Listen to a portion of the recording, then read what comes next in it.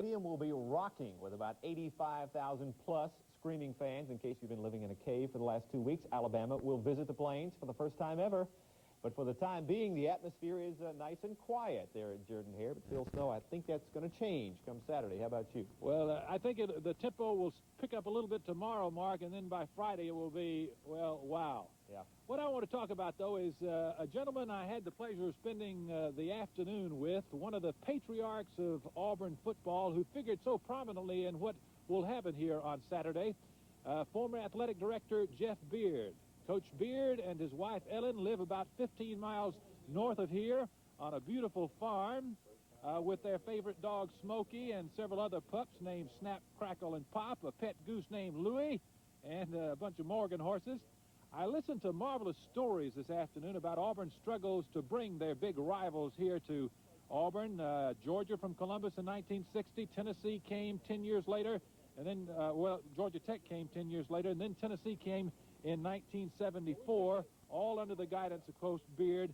And then finally, the biggest homecoming of all, Alabama, will be here at Auburn on Saturday. And it's kind of the last brick into the construction of a great football program. And with me now is the Auburn Sports Information Director, David Housel. By the way, Coach Beard, David said that he was coming to the game, that you'd been getting on him for not coming, and but you take care of him. Huh? As far as I'm concerned, Phil, Coach Beard will be the most important person in Jordan-Hare Stadium Saturday afternoon. I agree. Coach Beard, Bill Beckwith. They really did a lot to make this thing come about. Add Bill Beckwith to the list. That's exactly right. You said it well. David, and this old stadium behind us figured very prominently in all these big rivals coming to this town. Well, in 1939, it held 7,290 people. And they said Auburn would never be able to hold 7,290 people. 1960, Georgia came for the first time. Auburn would never be able to handle 44,000 people. And then Tennessee in 1974, Georgia Tech 1970. We'll have 85,000 people here Saturday, but we've had 85 before. It'll be just another great day in paradise. Each time, at least adequate or better facilities was the key to getting those. That's exactly right. David, this is the ticket. This is probably going to be a collector's item, this ticket to the game. How about the press ticket? Is it going to be as hard to get as this one? A lot of people want one of these.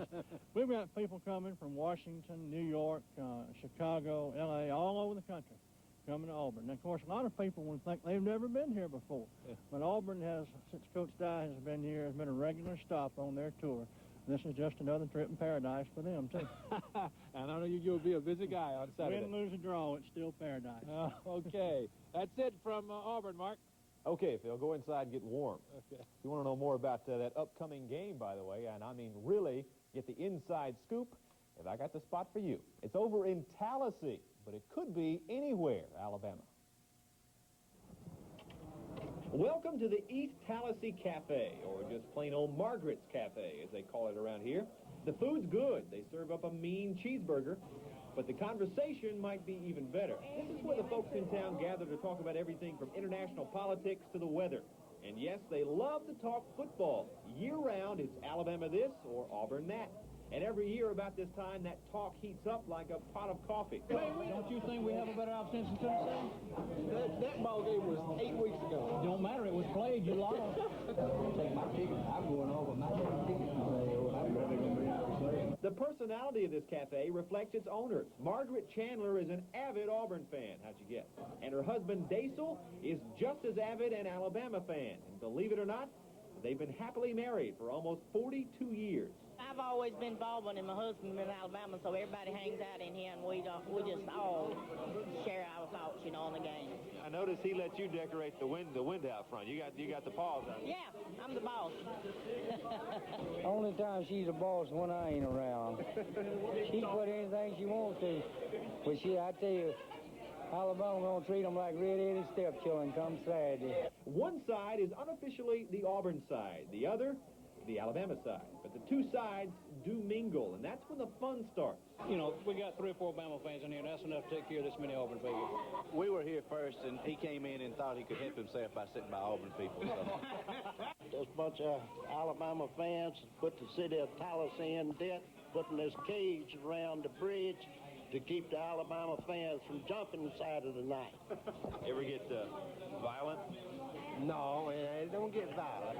Everything's through fun. They've had some distinguished guests in here over the years. Brent Musburger of CBS Sports ate here, and Pat Dye drops in from time to time. In fact, there's a good story they like to tell around here involving one of Coach Dye's visits. Daisel was sitting over there, Bobby Dean, right in front of you eating, and he didn't know it was Coach Dye. He walked over there and was looking at the Auburn wall, and Daisel looked up and said, I tell you what Auburn needs is a coach and a quarterback. And looked right up Coach Dye's face. Coach Dye mailed him this picture back through mail.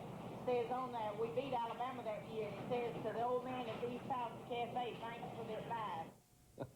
And by the way, she said she put it on Daisel's wall there on the Alabama side. They're great people over there. I wondered. I saw the Alabama wall, but then I saw Pat Dye's picture there. She's trying to rub it in. She said, I put it on Daisel's wall, she said. That's great. Okay, thanks a lot, Mark. Before we get on with the weather, we understand that this just in from Dothan.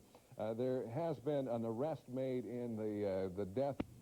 Viewed as treason, a symbol of the religious